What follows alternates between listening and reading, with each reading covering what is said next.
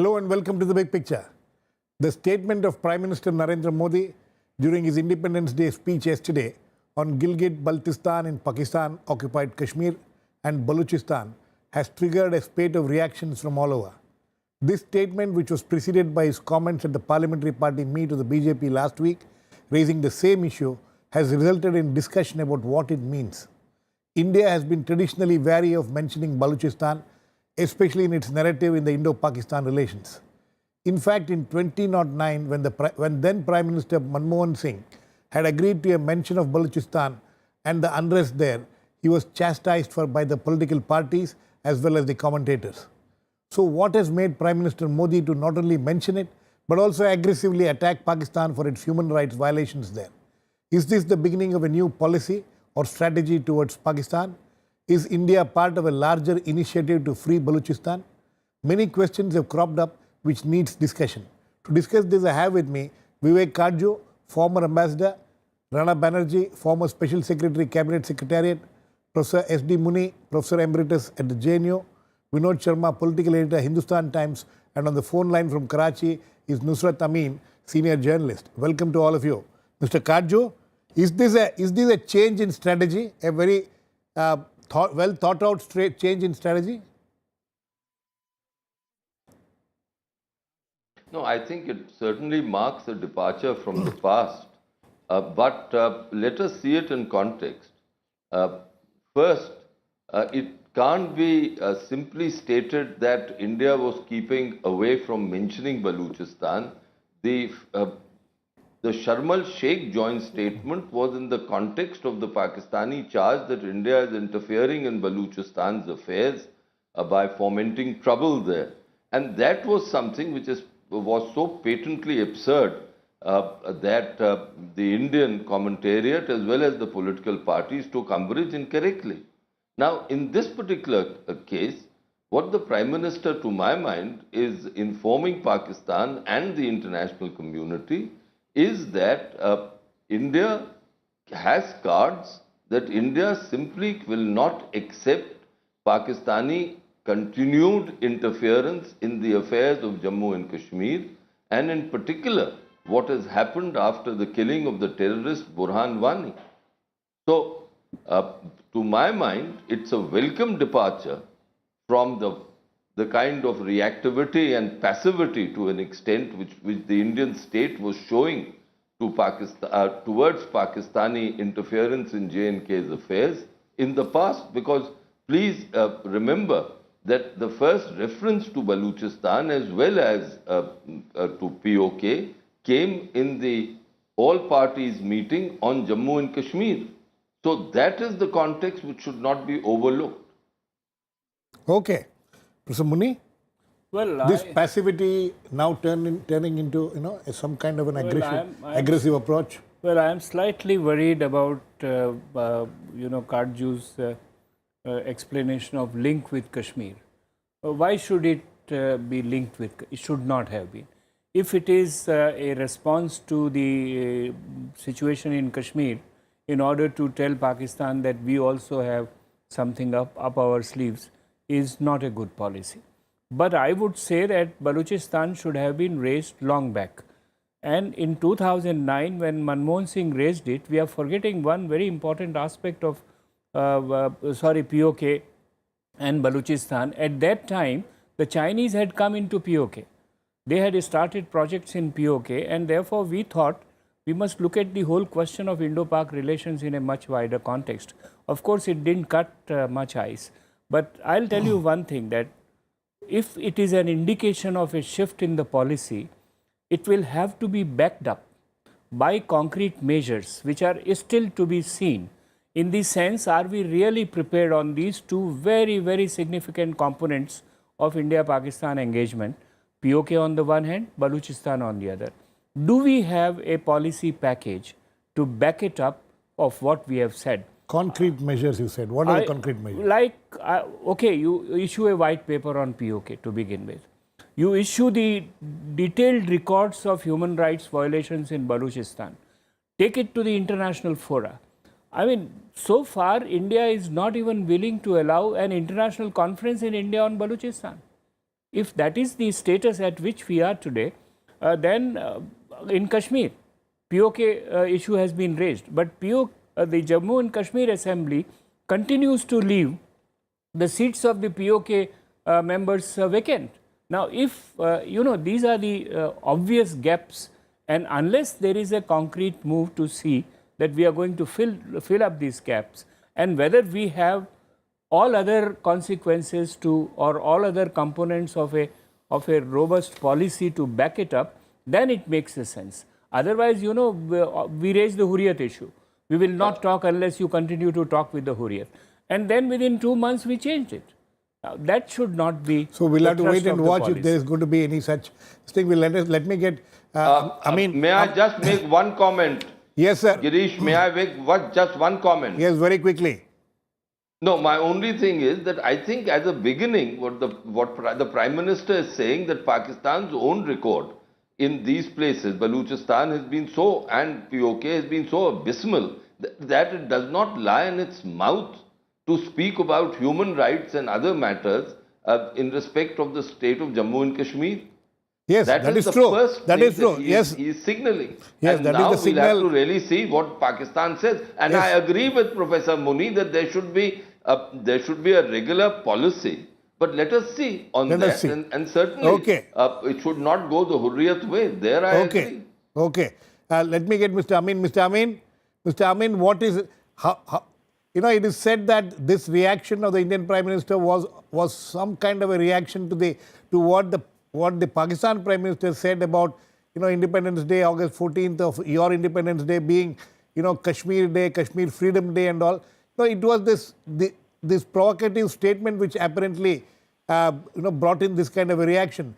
So do you see this how does Pakistan see this statement? Actually, it's a very different thing. What does Pakistan see this situation? Actually, I can present here my view on the whole situation. Right. And I would reluctantly say that the fact is, Modi Sahab is a seasoned politician. He is the Prime Minister, currently a Prime Minister of a great democracy, the biggest democracy of the world. And he has a perception, has a vision. And this was the vision that had made him visit Pakistan. And all of a sudden, meeting his counterpart here in Lahore and attending the ceremony, my wedding ceremony of his daughter-in-law. But whatever he has said on the Indian Independence Day, yesterday, I guess, actually, one thing I must clarify here before saying anything, that BJP, he is the head and he is the Prime Minister of a party that has a definite tendency and potential of bringing change in India, unlike Congress, who has almost become an establishment. So he supposes himself a responsible person to address to every quarter. And whatever he said yesterday, I guess, maybe I'm wrong, but what he has said yesterday is the follow-up, and it was out of the pressure that was built up by Indian media. Actually, he's not addressing to Indian nation, or he's not addressing to the people of the subcontinent or that of the world. He is, I guess, 80%, 90%, he's addressing to the Indian media that has built up the pressure after, in follow-up of the One East killing and whatever had happened in form of riots and arson in Indian-administered Kashmir. I think it was a pressure that made Modi Saab made such a comment. So you yesterday. don't think? And maybe yes, maybe I have no doubt. Maybe he has been receiving some positive responses from anywhere in the world, including Pakistan, including Punjab, Karachi, Balochistan, or whatever, wherever. Why would I doubt? But it doesn't mean that is something extraordinary happening in these part of Pakistan. I don't. Okay, so you don't think that you don't think that Pakistan should be concerned with this statement. It is, you are saying that his statement is essentially aimed at the Indian media, at the Indian people. Okay, we will leave it there. Well, Well, Yes, yes. well, whatever I have said, this is quite irrelevant to what Pakistan is thinking, what the government of Pakistan and the establishment of Pakistan is thinking of it.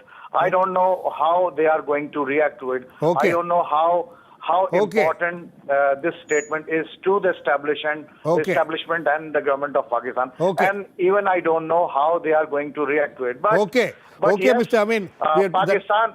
No, Mr. Amin, I'll come back to you. Mr. Banerjee, so, the mention of Balochistan in the past would bring some kind of very severe reactions. But now, in the context in which the Prime Minister has made this statement, how do you look at this? I don't see any reason to be defensive about it or shy about it, because this is a very definite message and a signal.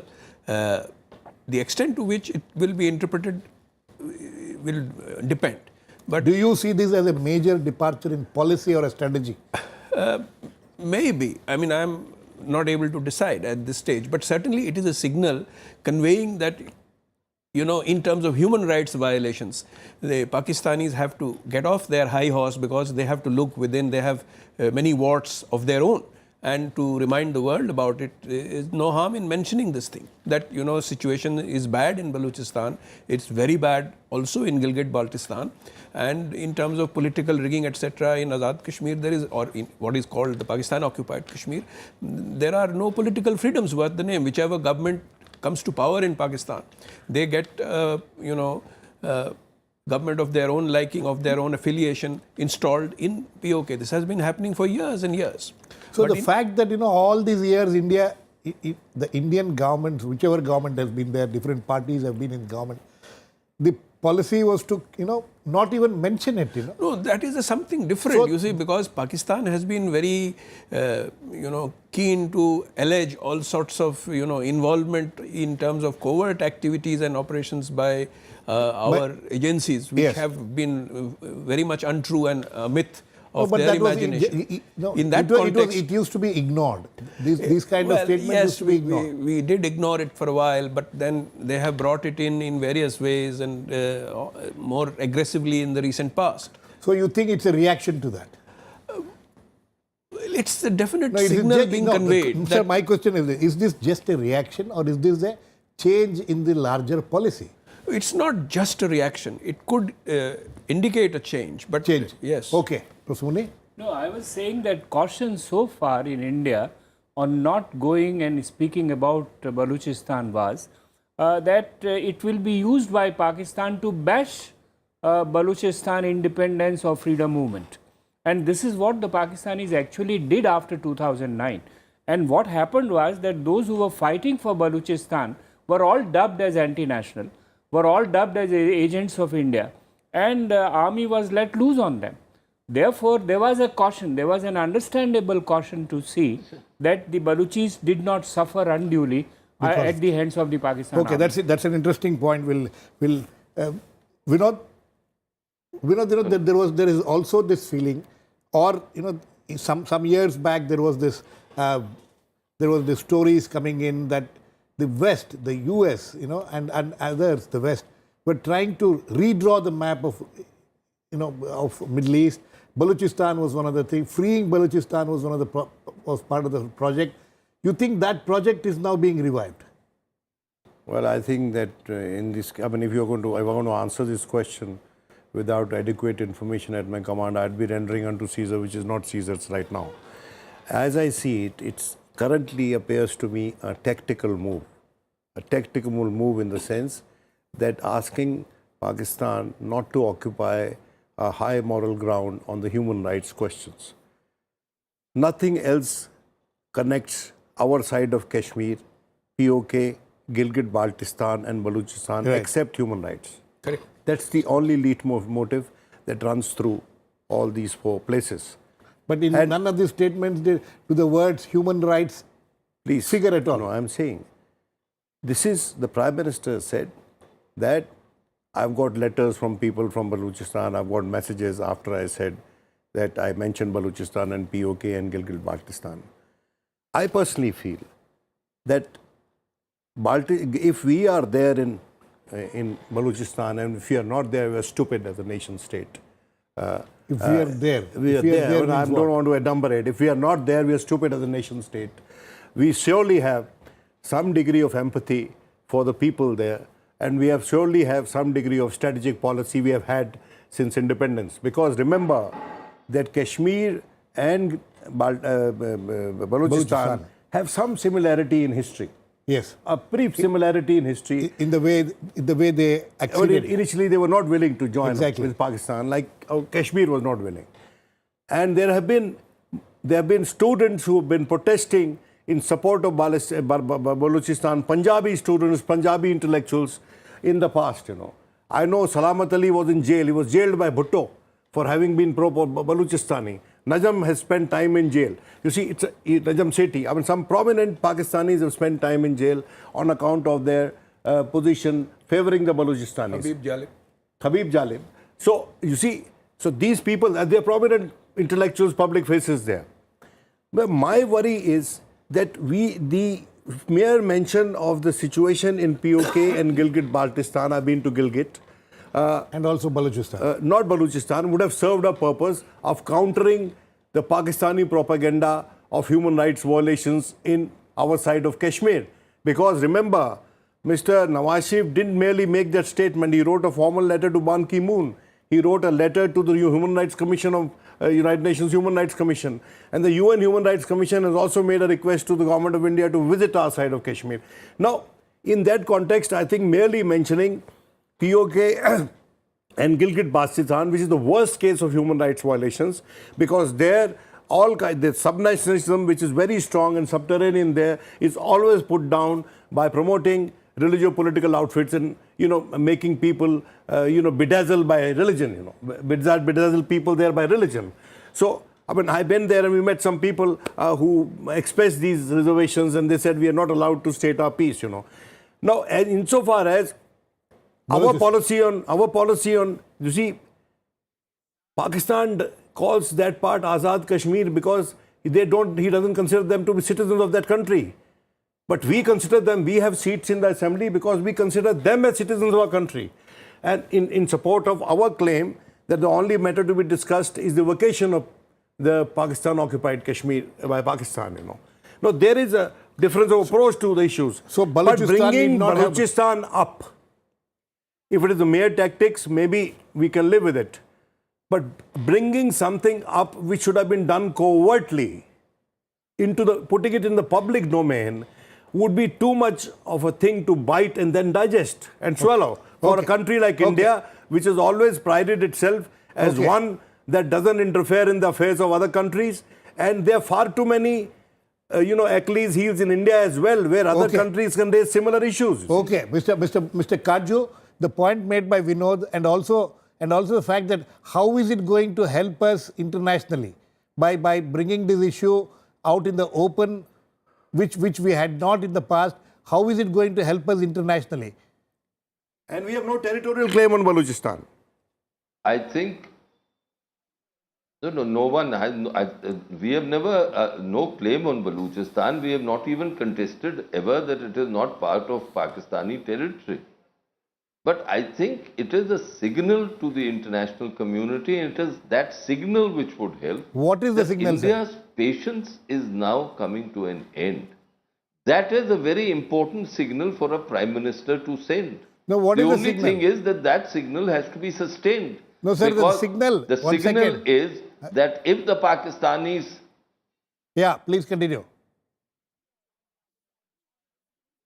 that if the Pakistanis continue with their present policy of intervention in the state of Jammu and Kashmir, and I have urged, I think on your shows earlier and in writing, that unless we are able to staunch the flow of the Pakistani contaminant into Jammu and Kashmir, we cannot simply address the internal situation of Jammu and Kashmir, because Pakistan rules by fear. So we are we are really signaling to the international community that please don't assume and it's also a signal to And- Pakistan. Don't okay. assume Sir, that one second. it will be business as usual. Okay, That one is second. important. Sir, one second. So does it mean this signal to the international community? What is the response to the international community that India expects? I think the international community will put pressure on Pakistan. Of course, it will also tell us to cool off, and we should then be in a position to show the stamina to stay the course. But it will put pressure on Pakistan. Till now, what the actual situation has been that because we've been the good boys, the pressure has been on us always and every time. So and I think Mr. Modi is through this reference saying to the international community that enough now is enough. I only hope that there will be no more twists and turns as there have been in his Pakistan policy in the past. Okay. No, one point I want to make in response to what Vivek just said, there will be, of course, some international reaction, and I think the first will be from China, because the CPEC, which is being constructed in POK, also has to run through Balochistan, and the first reaction will have to be China. And there may not be a conventional war with China and Pakistan at the same time, but surely you will have to face a twosome on the diplomatic front in Balochistan. Okay. This is my apprehension. No, I don't think. Mr. Kajjo, I'll come back. We have already faced the I'll two come back fronts to you. from Pakistan and China. Kajjo, I don't think we have to worry about that. No, Mr. Kajjo, I'll come back to you. Let me get Mr. Prasamuni. No, this is the point I really wanted to underline, that another link which we are missing, Vinod first said the human rights. The another link is this economic corridor. Now, economic corridor is looking at economic aspect may not be very disturbing to us. What is disturbing is the China-Pakistan equation getting strengthened by this economic corridor. Yes. And it is the economic corridor which passes from Balochistan to POK. Therefore, both the issues have been raised. Don't forget that recently when Mr. Wang Yi was here, Sushma Swaraj raised this question very, very importantly. And I guess that this whole question of the Chinese presence in POK, Balochistan and other parts of Pakistan we cannot raise, has been on the table since 2009. That's precisely what I am saying. Therefore, earlier also I said that the invisible Saraswati factor here is China. In the statements, I hope this is what the government We'll have to wait and watch what China, no, that's how what Chinese I said. will react. Much would depend No, upon what policy we have. Professor Muni, one point of clarification. Yes, please. After the Quetta attack, recent terrorist Quetta attack, the Pakistani establishment claimed, both the Prime Minister and General Rahil Sharif, that it was actually directed against the China-Pakistan economic corridor. So the Pakistanis have already brought the Chinese in on this occasion. Yeah, we don't know what the Chinese, how the Chinese will react to it. Both in POK and Balochistan, there is a resistance to this corridor. This is the point which is absolutely Mr. Banerjee, Mr. important. That is Mr. right. Banerjee, is there a larger, that is right, and we should... Sir, Mr. Banerjee, do you see some kind of a larger plan behind all these things? I can't say, but this is the 2006 US plan of redrawing the Middle East and things. Even now, US is interested in not seeing China consolidate in this way in Pakistan. As far as freeing Balochistan is concerned, you're talking about the Dana Rohrabacher and the Ralph Peters plan. Yes. But that has not been revived in recent years. But certainly there are elements in USA who could, raise this issue again later on. But as regards the Chinese capability to implement the CPEC inside Balochistan, they have enough problems of their own without us having to even lift a finger. Because, the route itself, then the developments in Gwadar, the local Baloch are very unhappy about it and they are up in arms. And the Chinese are very concerned about the security of their personnel in this area. So much so that they have already asked and it's an infantry division level strength of a Pakistani force has already been raised for this specific purpose of looking after the security of the Chinese personnel who are going to come in the future. That is one aspect. Then the alignment itself is, controversial, and the Punjab alignment is being given priority. The Baloch again are unhappy about it. Even the Khyber Pakhtunkhwa government is unhappy about it. So there are enough problems in this regard. Okay. Well, Mr. Amin, this also brings into the, as you must have heard what my other panelists are talking about, the China factor. How do you think the China factor will work in this? And do you think that, Pakistan, how is the reaction of Pakistan to this, the statement of India, how is it going to be? Yeah, in past few years there have been resentments and reservations over some mega projects that were meant for Balochistan. They have been targeted so many times. I don't exactly say, but there were so many times. There were names of some nationalist cadres in Balochistan that they were allegedly targeting the mega projects being under progress. But the China's involvement in all these projects right from Gawada Port, Balochistan, through Azad Kashmir into China, there have been a question of controversy. Balochistan within and Kashmir and the development projects through Kashmir into China have been, of course, targeted by India. I don't think why the whole turmoil, the political turmoil, the so many incidents of riots after Wani's killing have so badly been ignored. And on the other hand, the development works in Azad Kashmir or Pakistani administered Kashmir have been targeted. This is something ridiculous to me. I don't know. And apart from the geopolitical future of Azad Kashmir, I don't say what is going to happen in near or in far future. But what would these development projects be doing against or in favor of whatever the geopolitical shape of Azad Kashmir will be in the near future? Okay. I think that a sane leadership like Indian leadership should keep their tradition of not interfering in other affairs. If they have some complaints, if they have some reservations about Pakistan.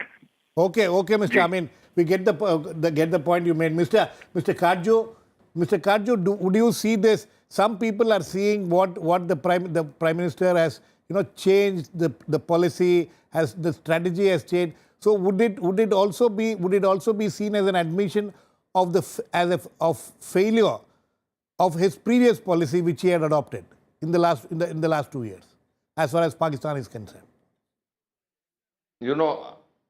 I think we really have to wait future developments to make a full assessment of what Mr. Modi plans to do. I think for the time being, he has sent a shot across the bow, and the shot is that don't assume, as I said, don't assume that I'll continue with my previous policy of showing friendship, of wanting friendship with Pakistan. Don't assume that. We have cards and we can play those cards, although he has been very nuanced and very restrained in these references. Okay, sir. Compare this with what the Pakistanis are doing in Jammu and Kashmir. Okay, sir. Very quickly, Vinod. The moral high ground. You think we'll still retain the moral high ground internationally? You see, the problem here is that I know that Ambassador Karju doesn't at times agree with me, but this is a manifestation of the face of the basis for which was laid when Barack Obama was here and we joined up completely with the United States on their Indian Ocean Asia Pacific policy. Okay. And this had to happen. Okay. Now, how far are we determined to be a frontline state of the United States in this part of the globe? I do not know. Okay. Whether we have the capacity to stay the course, I do not know. Okay, Vinod. Whether the PM's own constituency will accept it, I do not know. Okay, Vinod. I think on that note, we'll end. It is a controversial thing. We'll have to wait and watch. I'll ask all my panelists say whether this is just a reaction or a full-fledged alternative policy which we are seeing on Pakistan. We'll have to wait and watch and see. Thanks to all my guests. Please keep watching. We'll come back with another issue, the big picture, same time tomorrow.